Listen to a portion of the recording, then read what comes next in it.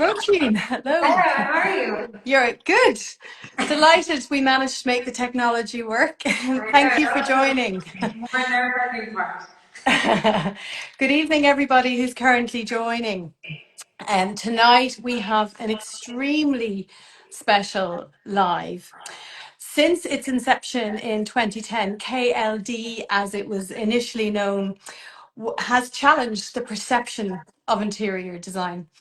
I think up until then in Ireland, it was certainly a poor cousin to architecture, if even considered at all, and has contributed to the elevation of the profession in Ireland, Roisin.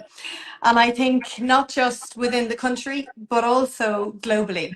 Your designs, your brand, your products now are nose to nose with the best globally. So it is an absolute pleasure for me to chat to you today about how those of us who aren't lucky enough to be your clients will get the opportunity to experience Roisin Lafferty's designs and the essence of your ethos. So talk to me about why we're here today, which is your gallery space. Why did you decide to do it? What's it about? Well, first of all, thank you so much for having me, and it's lovely to talk to you again, Deirdre. Okay, so we launched Roisin Lafferty Gallery, I can't believe it's already a month ago now, as part of Design Week Dublin. And what it is, why I did it first of all, is because for me, spaces like this are kind of lacking here, and these are the kind of spaces that I seek out on my travels and when we're sourcing for projects. And I guess for me, it's more of an all-encompassing environment that blends multiple aspects together. So first of all, it captures the atmosphere that we're trying to always create for our private clients.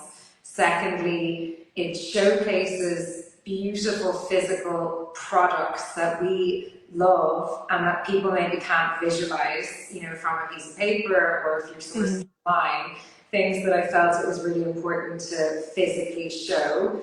It's also a place for me to play and to finally force myself to bring to fruition, my own creations and products, and like materiality especially, again, is something that people have to see, and they have to see it in context, they have to touch it, they have to feel it, they have to see it with other pieces. So that's why I wanted to create this. So I guess there's multiple reasons, but it effectively gives a physical space to what it is we do, and it kind of expresses what we do in a different way, in a more tangible way. So I was lucky enough to go to the opening of the gallery, and what I hadn't actually understood until I walked through the space was that the pieces in it are for sale.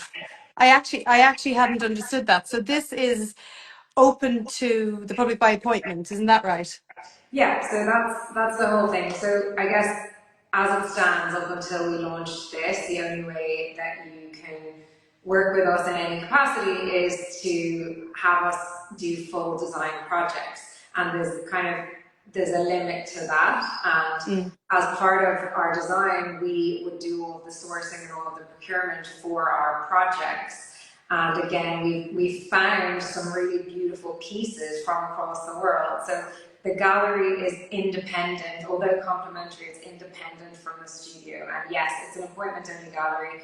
Everything within it is for sale. Also, then we represent all of the brands that are here. So we have actually a lot more product from those designers than is shown. Okay. So the gallerists can go through that if you're in for an appointment. Okay.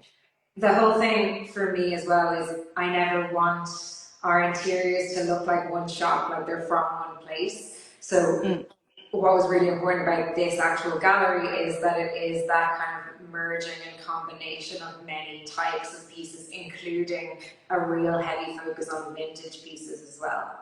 Okay, so if somebody walks into the space, they will see work that you've developed over the course of years with different craftsmen and craftspeople. So what kind of product are we looking at? So we have a few of my own pieces. So we've launched Sphere Collection, which I'll show you in a little while, but that is a very special stone furniture collection that I have designed 6 years ago. Behind me, I don't know if any of you read Enid Blyton, but imagination has always been the thing for me. So these are inspired by moon face in the far No. away. Oh my goodness. So this is a lighting collection that I've been working on again for quite a number of years. So all of the pieces that are designed by me are things that we've maybe honed over time, and it's the first time to be able to showcase them here. I'm sitting on a Brian O'Sullivan sofa, so it's also amazing to be able to celebrate other Irish creatives. So we're representing Brian O'Sullivan's collection in Ireland, which is really wonderful. And there's a lot of different people we're representing, but the one thing that I particularly love, I've always loved vintage furniture, I always seek out galleries when I'm traveling in different countries to try and find those rare gems that can just absolutely elevate a project. So we have partnered with Donal O'Garvey, who runs Acquired, to create something very unique and very special here. So we have been collectively sourcing pieces over the course of the last year, very special, unique pieces that most of them have never been in Ireland before, and they're from really all over the world. And that kind of really offsets all of the new contemporary pieces. So there's quite a broad range of products. So I guess if you're working with, I guess if you're working with Donal, it takes some of the risk out of those higher spend vintage pieces. Because personally, I don't know the authenticity of a piece, and some of them are very expensive. So if somebody buys an antique piece through yourself and Donal, I guess it comes with a level of certainty in as much as there can be. Absolutely, and that's the thing as well. In the same way that we collaborate, we collaborated with Trunk on our beautiful custom flooring here. It's stunning, but I'm not an expert in timber flooring. I'm not an expert in polished plaster. Yeah. It's the same way, so it's really important. I don't know everything about vintage furniture at all. I know what I like, I know what I'm drawn to, and I know the kind of pieces I wish to have, but it's Donal who's the expert, and it's his background in furniture design and furniture making. He's done this for his whole career. He understands that, and he wants to know about the history, the certificates, the stamps, the details, all of those things that I am not an expert in, and that's really important. And that's the thing with everyone that we're working with here, and even with all the artists as well, because we have some beautiful art and photography as well. They are really skilled in everything that they do. So it's an environment for us to showcase that as much as everything else. Yeah, and so you've been working with all of these people for years. You have really strong relationships with them. You've been developing product for your clients for years. Why now? What makes it feel right to do this project now? We moved office about a year and a half ago. This is something I wanted to do for a very long time, and I've realised that I can often obviously I think it's quite common to put your clients before your own projects, and it's very easy to sideline your own projects. And I found that with things that I've designed, and it's almost this kind of vicious cycle of, oh, well, maybe it will never come to fruition. No, maybe it's not a good idea anyway. I'm too busy. Exactly. And the way things happened, we had an opportunity to move office a year and a half ago. And with that, we kind of decided, we already had a lovely office. We were verging on outgrowing it, but it was a lovely space and it was an office. And we decided, okay, well, the next step would be to have an environment that we could, showcase the product. So partially why we took this building, it was very ambitious. At the time, and very daunting and scary, but part of it was because we wanted this to be used this way. And I think I was quite idealistic at the start. I thought maybe it would just be a space that showcased my designs, And I realized that's not how we work. I would never want it to just be my things. Also, when will that happen? Because that's not going to happen. So really, it was about that curation of different pieces. And like, to be honest, once I show you as well, the sphere table is offset so beautifully against the maiden ratio chairs. Like, seeing things sometimes independently is not the same as seeing them in context. Yeah. And that's really important here. And it's really important with any home, with any interior that we all design. I feel like it's things set off each other. It's never about the one individual In thing. isolation. So Yeah. here's a question for you. What is the commonality? What is the ethos or the spirit of the space? What does tie all of these pieces together? They're all individually very beautiful. For me, I want them to all be, when you look at them, the craftsmanship, the quality, the design thinking, that carries through. That is a thread, regardless of whether it's marble, leather, brass, timber. They've all been carefully considered and they're all really beautiful and crafted really beautifully. And that's enough. There isn't a theme as such. It is about the spirit of of the production of the materials. I guess I'm a magpie of sorts. So I don't see this space as being this. I really don't want it to be a stagnant kind of space. So how we launched this was we hosted a dinner for Design Week Dublin, and I got to invite some of my peers that I absolutely admire and in awe of, and design creatives and artists from different facets. That to me is kind of what the spirit of this place is. It's a celebration of creativity. So yes, there is certain aesthetics that carry through, but the way I see it, and partially why I've put so much emphasis on the vintage, is because they're the things that once they're bought, they're gone. They need to be replaced. So it's going to constantly change And evolve. Exactly, and like part of that is, I had Colin Burke here, the fashion designer, and he's going to shoot part of his collection here. Wow. We want to host different shows for different artists, that it is this kind of dynamic and energized space that brings people together. So that's kind of a celebration of creativity, I guess. So there's a thing. I mean, typically in Ireland and actually in the UK, interior designers design interiors, but obviously you go abroad and other interior designers design other things, and design is design. Is that where you see yourself? Yes, that's what I love. Like, Yeah. I don't think that it needs to be quite so binary. I think that creative thinking and design thinking is kind of transferable across different disciplines. I think that it's so much more exciting when you start to think of it that way. Like, we're working with Hugh O'Connor, who he's an actor, but he's also a photographer. I love his photography, and we've used it in lots of our projects. I find it very poetic and almost emotive. And he's going to do a collection specifically for us, inspired by some of our work. Like, the same with another artist in the UK. Like, the fact that links and just it's almost, it's less rigid in a way, and you're able to play a little bit, and like the color inspiration from fashion draws into interiors, same way shapes from architecture can inform fashion collections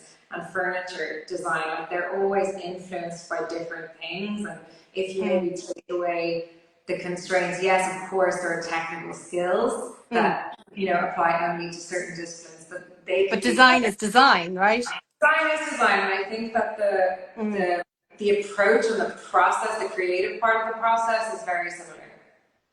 That's very cool. That's very exciting. So do you have a vision for the future, or are you just excited to roll with it and see what evolves and see who you meet and see what germinates? I feel like a lot of these things have been in the pipeline for so long, and I almost didn't want to talk about them because I wasn't sure they were coming to fruition. So we're working on a number of different collaborations with really exciting things, again, things that have been over a long period of time. But the designers that I admire most are kind of a lot of the European designers, and they've been doing this for years. And Yeah. it is that, like Hans Kier, for example, you know, he's designed for so many Italian brands. He has his own lighting collections. He does magnificent interiors. Patricia Urquiola, all of those. There doesn't need to be so many constraints. Barriers. So, yeah, lots of hopes and dreams. Yeah. So then when you have all these ideas in your head and all these products and all these collaborations, how did you decide how to lay it out and curate it? Did that just evolve as the product arrived in the space, or did you have a plan before you got the product? The product arrived in the space probably like 4 hours before our launch event. It was a full-on construction site until that morning. So, Honestly, 4 hours, yeah, Roisin. these lights arrived from Italy, I think at noon. Oh, Yeah. The spear table only got fitted by like 12 people that afternoon. Like to the wire doesn't cover it. It was definitely my most ambitious project. So, like, of course, we had planned it out, but to be honest, we've done different installations. We did something in Milan Design Week with Artemis a couple of years ago, and for me, I don't know if I'm old school, if I'm a dinosaur in some way, but yes, you can have best laid plans. It's all sketched up, it's all on a plan. Yes, you've checked all the proportions, all of that, but there's nothing like, yes, okay, now let's change it. Because this is really beautiful and it looks nicer in this natural light, so yeah, let's change it. So we knew everything was going to fit, and obviously the marble table is on a steel structure, so it wasn't moving anywhere. But a lot of the things, you know, there's tweaks, and I think you have to be open to that. Like sometimes we make mistakes, sometimes things yeah. are better in a different way. Yeah, that's really reassuring to hear as well, because I think when people see a curated space like this and they see you swanning around in a lovely outfit, sorry, swanning sounded derogatory, but you know what I mean, like Yeah, perfectly groomed in a lovely outfit, and it looks as though this is a very glamorous endeavor, and the outcome is glamorous, but there's an yeah. awful lot of work that goes into this, isn't there? I think I underestimated this one. And it's like the cobbler and his shoes, isn't it? Yeah. The phrase. Like, yes, I definitely underestimated. I think as well, we were working with our favorite people. You know, so we had O'Gorman Joinery, Trunk Flooring, Miller Brothers, P.D. Marlowe, Fleetwood. Like there was, everyone was here, but everything took a while. So I agreed to the launch in terms of with Dublin Design Week in January, and I said, absolutely, January, we're Loads of grand, time. we've got this. And yeah, like the thing is, also if you don't have a deadline, you get nothing done. I do believe that. But I underestimated the area that caught me the most was actually the small bathroom. So Oh, there's a bathroom, and again, I wanted to design it all in such a way that it echoes the kind of level of detail that we bring to our private residential. Not everyone gets to see that. They certainly don't get to touch it or be in the mm, environment. So I wanted everything here to kind of showcase how we approach design. But that bathroom, like the amount of trades, the amount of people, detail within it, and it's the tiniest space in the building, but yeah. that nearly broke many hearts. Did you get surprised by anything that happened or anything you saw? Did anything throw you positively or negatively? I think just the amount of detail and time everything takes. Like we're on so many sites, but you're not watching it day by day. Like we were based That's true. there. This was your Yeah. own site. Was this like doing your own house? Did it have This that is level like of jeopardy? doing your own house with the pressure of everyone coming here and then Unreal. people working here. So there was 15 of us here throughout, you know, and trying to keep the team. I'm like, I promise it's going to be beautiful soon. I know everything's covered in dust, sorry. And it just was this kind of bear with me. So it's a very pleasant experience to have it finished, and now it's also something that kind of you remember why you did it, and also to come in and be able to see beautiful things every day, like that makes it a much more positive environment. Yeah. Were you involved in the hands-on detailing as well? In terms of all the drawing of it up, Mm. So I would have done all the. I'm actually like the team at this point. They're like, you're not allowed to touch CAD because we're so much more superior to you at it. I've gone Yeah, I back. know that feeling. Yeah, but I would have drawn everything. So for example, I love stone, but I especially love mixing stones. There are hallways, a very complex pattern, Yes. interlocking like 8 different stones. So to get that right and to get the detail, that took a lot of detailing, a lot of variations to get it all perfect.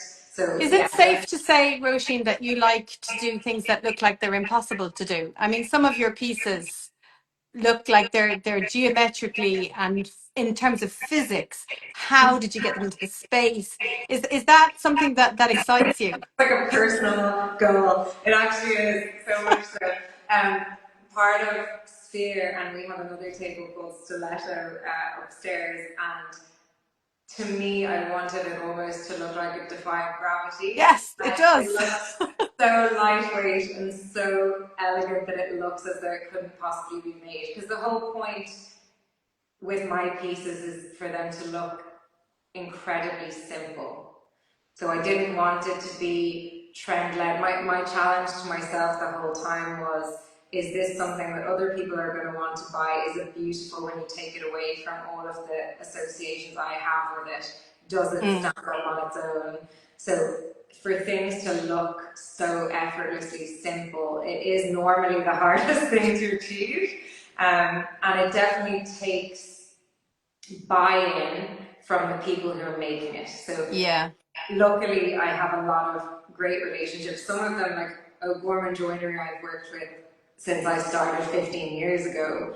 And like, we're very much collaborators together. Miller Brothers are the same. And it's something that, you know, I don't claim to know everything, but I love the technical, I love the buildability, I really kind of find it fascinating, and the more I understand it, the more I can push it. And Mm, my team would be very similar, so we're always trying to educate ourselves architecturally and technically so that we can then stand over the design ideas, because otherwise, without that kind of backup, it can fall flat, and I don't want to just be the kind of person who's issuing a Pinterest image and saying, "Can you make that?" Because make it that's happen. not how we work. Yeah. Does that mean that your trades and your suppliers are a certain there's a commonality between them? Because not everybody wants to go to that much trouble. I mean, it's hard to do what you're doing.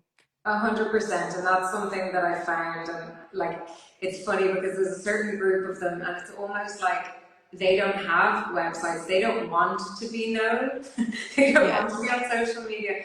You almost have to audition for them, I find, and it's like then you get them on board, and it's like, please stay. And it's funny because they all are so used to working together, and it's because they're all very meticulous and conscientious about what they do, but they also are passionate about creating new things. So the kind of feedback I get is, you know, nothing beats completing one of your jobs, but I couldn't do it all the time. You know, like Yes. it's kind of like I don't want to do it all the time because you need to be just kind of thinking and pushing yourself. A lot of it is thinking ahead so far in advance, and it's just not, you can't do it every day.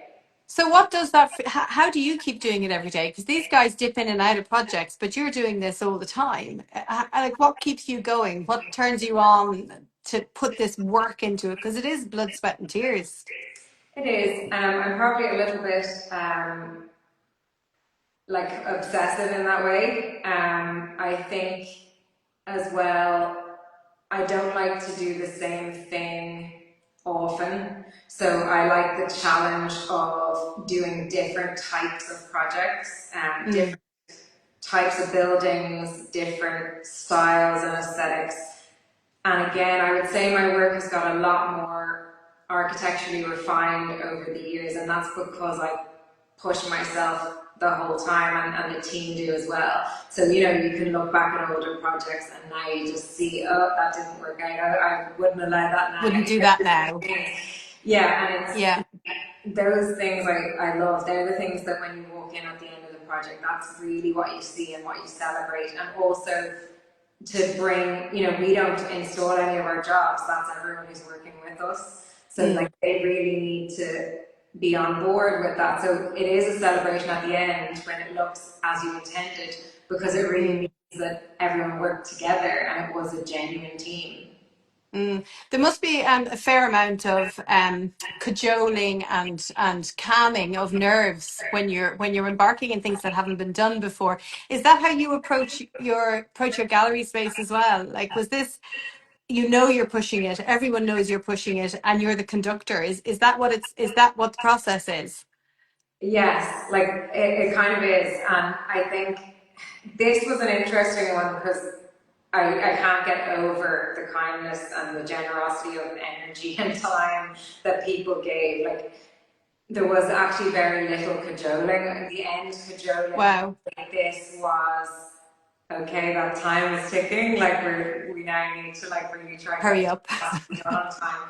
But in terms of like, you know, trunk flooring, this isn't what they do all the time. Like, yes, they do beautiful floors, but these are custom floors. There's inlaid circles. This is just not usual, and they were just so excited to be part of it. That was magic. Like, and it was quite infectious. You know, Tim Dunleavy made a lot of pieces for us as well. Like Petey Marlowe came back from London to finish the polished plaster. Like it was just Wow. everyone was kind of on a high, and that was actually quite disarming to feel that kind of level of kindness. Everyone was very excited about it, which was really wonderful. And is this the level? So when somebody buys a piece from your gallery now, somebody is, and to be clear, these are investment pieces. These are heirloom pieces. This isn't your average retail experience. It's by appointment. It's a touch. It's a feel. How do you want people to walk into this space? When they walk in, how do you want them to feel, rather? I wanted to feel like you're stepping into another environment. So for me, I went to, I don't know if you've been to Apparatus. I love Apparatus lighting so much. Yeah. But I remember I went to the first one of their showrooms I went to was in New York, and it was kind of in a really random area, top floor of a building, really Yeah. unsuspecting. And I just wanted to cry. It was so beautiful. It was just so captivating. It felt like walking into a dream, and everything was considered, like the scent, the music, every touch point followed through. And it just made my heart happy that someone had thought to do this. And that is what I wanted to do here, that it is something that just takes you somewhere else. It's not like a furniture shop. That's not what this is. No. It's trying to, for me, I always ask clients, like, how is it that you want to feel? Like, that really is what kind of inspires most of our projects. It's how do you want to feel? Yes, we can all have a list of requirements, do you know what I mean? Like, that's basic, but more than that, how do you want to spend the time and how do you want to feel? And that's the difference whether a project is successful or not, because something can look good in a photo, but the atmosphere that actually encompasses you, that's true success. So that's what I wanted to capture here, that people walked in and felt that, and that's achieved in so many different ways, but ultimately it's how you feel. Do you know what I mean? It's not just about things looking nice, it should be more, it's more embedded to captivate more than that. It's intangible. Would you subscribe then, obviously, to the view that interior design is about creating an experience? It's about manipulating the experience of the humans in the space. Is that what you're doing for your clients? 100%. That is Yeah. like the key thing that I try to do, and that's why I love interior architecture so much, and the layout that alters people's behavior and people's movement through the space, and your framing, the view that they see at any given moment, everything is considered. So that alters how you see things. That's pretty powerful, given that we're all surrounded by spaces, no matter where we are at every given time.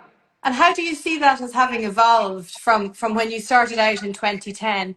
I remember lecturing in interior architecture for a while, and I always asked the students on the first day, what is interior design? And my view would be that it's creating an experience, but everyone says it's color, it's whatever. Do you think that we've evolved as a country and as a profession in the last 10 years to understanding the power of it? Absolutely. And it's always an interesting one because partially I was very young and I was inexperienced, and now I have a lot more experience, but I don't think that's just it. I think actually social media, Pinterest, Instagram, the kind of availability to a wider world to be able to see it so easily has really broadened people's minds about what's possible, and also has given people a bit more security in it's not too out there. Yeah, Suddenly, the ideas that are being proposed, you can see things being done elsewhere. So it's less scary, it's less daunting. And like I find now people are so receptive to that. And for me to, a lot of us grew up in, a normal semi-detached house. Rooms are formatted a certain way. the People good didn't room. think to ask, yeah, but they didn't necessarily think to ask why. Like, why is the kitchen there? Why are these rooms divided? Why is everything up against the wall? Why? Because it just was, and that's just Yeah, how things were. And now it's kind of like, well, how about we do it differently? And if we do it differently, then you're going to circulate this house entirely differently. Your children are going to experience the space different. Like, I find it very interesting. Children growing up in well-designed homes, like they yes, absolutely, their whole perception of space is different, and, yeah, and they're more open-minded to begin with. It's kind of fascinating. yeah. How do you feel that your gallery space now is going to feed into the design industry in Ireland? I think for me, like, I just mentioned Brian there, and I'm only mentioning him because he's Irish, like a lot of with people from all over the world. But for me, I don't know if you feel the same way, but sometimes I feel here we want to all hold our cards so close to our chest, and it's like, oh, I'm doing this. I don't want you to compete with me. I don't want you Mm, to take my potential client, and I would like to think that maybe this is showing that maybe mm. we like celebrate it a bit more. I feel like Design Week this year was a real celebration. It Like, there was. is work to go around. Yeah, We all have different routes, different paths. Like, how about instead of us all closing off to each other, we invite people in, yeah. and maybe more creativity can come from it. It's a rising tide. It lifts all boats, doesn't it?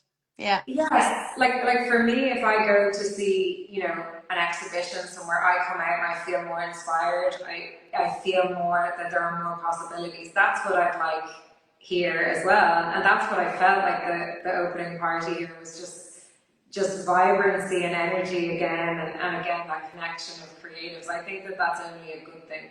I think it's a real privilege for us to have been able to access the space because it is truly a phenomenal amount of detail and very well. That simple is extremely difficult to achieve. Like it has to be thought through to the nth degree. So it is an absolutely amazing space. I'd love to see it being opened up and used for other events. And what are your plans for that? Are you going to have events or collaborations or? 100%, and I think we'll definitely do a few a year. There's a couple of additional areas that I just need to convince and cajole everyone back to finish Yeah, those areas. But yes, and we have different collaborations once they launch. I want to have different events for them, and as I said, like for some of the artists to do solo shows, for example. So I would really like it to be that place. Also, it was so lovely having people here for dinner. I like yeah. that even mixing that with it as well, that it is a bit more dynamic space, and definitely the table looks so empty without the DJ on it. I feel like we need to do that again. Do you want to show us? Do you have any product that Yeah. you could show us there, or am I putting you on the spot? Is that Yeah, okay? I'll move you around on my tripod. I'll just see what it looks like. Move back. Oh yeah, that does look like it shouldn't be. It's floating. Yeah. So that is sphere. So it's getting a bit dark now, but You can see the base is solid stone and it is also a full sphere. So we needed to, there's a lot of steel structure in it, but for me it was so important that it looks incredibly simple, that you have like the cut sphere on top and it looks like a really, really fine edge. And Mm. that was, yeah, really important to get right. I'm actually going to pull you back here and show you How how heavy is that, Roisin? that is very, very heavy. Like, how would Um, you install that in someone's home? How would that work? that particular piece to install, that needs to have support underneath in the floor. So that needs to be, again, that's a piece that you need to consider very early on to have suitable grounds. However, there's other pieces within the collection that don't require that level. But this And one, for presumably you and, sorry, talking over you, I hate that about Instagram. Presumably you and your team would be in a position to advise on that. If somebody wanted to have one of your pieces, you could advise and support on the installation. Is that right? absolutely, yeah, and we have all of the information and technical details go in it.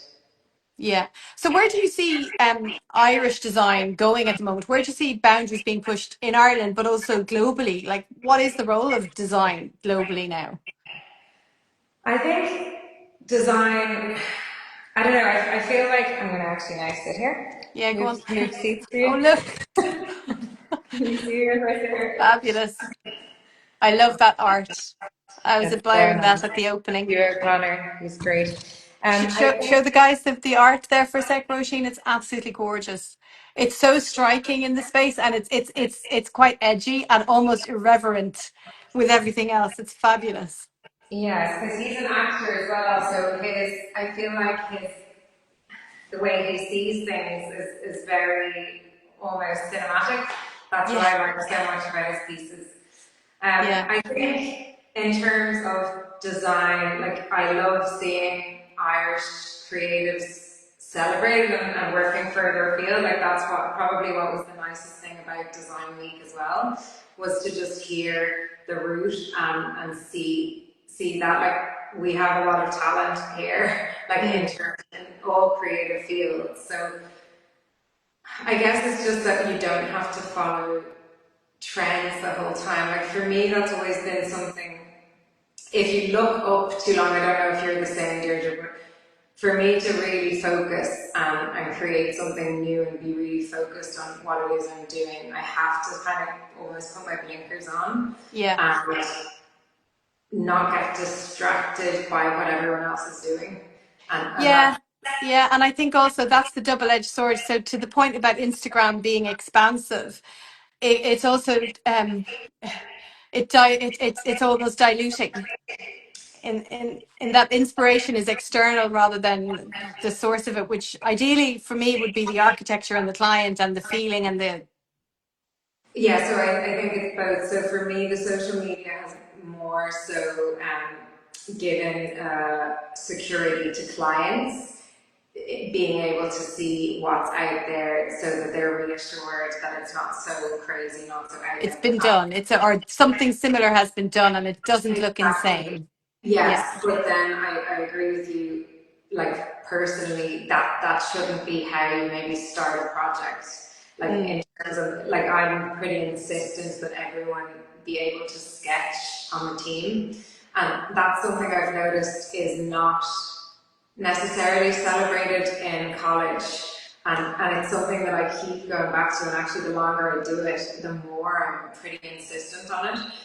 And it doesn't need to be a beautiful sketch. Like, no, we present beautiful sketches to clients. I don't do beautiful sketches, but I do very helpful sketches. yeah, Like, to me, how you think about space and how you work it out should be more loose and free flowing with a pen, not like restricted on CAD. And certainly, like, we have applications all the time to work here. And I feel like a lot of the time people just front load renders. And it's yes, look at my jazzy renders, here they are. And I'm like, okay, that's great. Can I see the floor plan? Can I see yeah, how you use the space, how you think about space? I mm, sometimes think the wrong things are highlighted. Like there's plenty of talented render artists, mm, and it's not necessarily something you're going to be doing every day. If you can't actually, with a pen and some tracing paper improve the layout, then there's a problem. And sometimes Mm. I want to break down that smoke and mirrors to get really to the crux of it. And That's that's, really interesting. yeah, Yeah, I wonder, and it's probably a discussion for another day, but I wonder if the colleges and the design schools need to get that feedback, because AI is ultimately going to do render. It's yeah, only the human who can really understand the essence of the space and the client. And I think by putting so much technology in, we're putting a separation sometimes between ourselves and our clients and our environments. I And I see agree. it myself.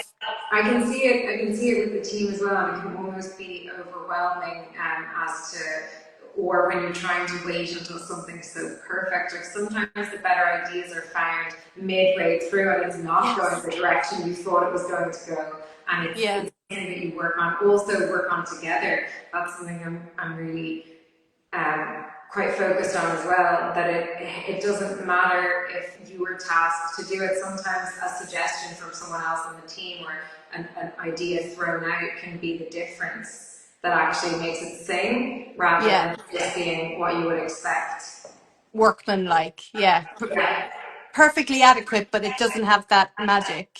Yeah. exactly. Yeah. Yeah. So every piece in your gallery, I think it's safe to say, has that bit of Roisin Lafferty magic. I mean, it has your process, it has the essence of you in it. I think that's fair to say. That's not an overstatement, is it?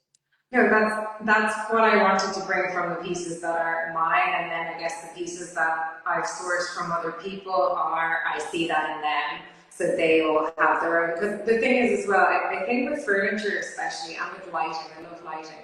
You Yeah. can be really playful, and it doesn't have to be so serious. So yes, there are serious investment pieces here, but there are also like things that are just quite joyful. Bring joy. Yeah. Yeah, like the Yeah. things here as well. You know, you might come here, you might have a finished house that you're looking for one particular thing, and you might find it, and it's like that. It's something ideally that you just will fall in love with when you see, and that's what it's about, really. Do you see these being heirloom pieces that they would go from generation to generation? Because the quality of the materials is phenomenal. Definitely, I think so. The quality of how they're made, but also like some of them, there's only like one or two of them left in the world. We have like Zal Zupin, a Brazilian designer. I love him. We have three of his pieces, and you know the timber they're made with, that's extinct. You can't get it again. Like Oh, this is wow. beautiful. So it's about kind of treasuring them and holding on to them. But things also, chairs can be reupholstered. They can be kept. They don't have to be throwaway. Like they are Mm. like long lasting pieces. So you're at the other end of fast fashion. I mean, you are literally building from the heart for the future, really, aren't you? 100%. That is what I want this to be. Yeah. So if somebody does want to come in and browse, they may have something specific, or they may just want to get a sense of the space and get some ideas and maybe pick something else. How would they go about it? So you just need to organise an appointment. So if you email gallery@roisinlafferty.com. Also, we have a Roisin Lafferty Gallery Instagram account. So follow that and you can DM there to schedule an appointment. Lovely. And will there be somebody to guide them through the space? Because Of it course, yes, yes. So Becky will be there to meet you. Fab. That's brilliant. Thank you so much for being so generous with your time and for sharing the passion that you clearly have. It's an inspiring space. I felt so lucky to be there. Genuinely fabulous to have the whole industry elevated. And this feels like an embodiment of it. It's fabulous. Thank you so much. It was so lovely. Thanks, Roisin. Okay, bye. Bye. Bye.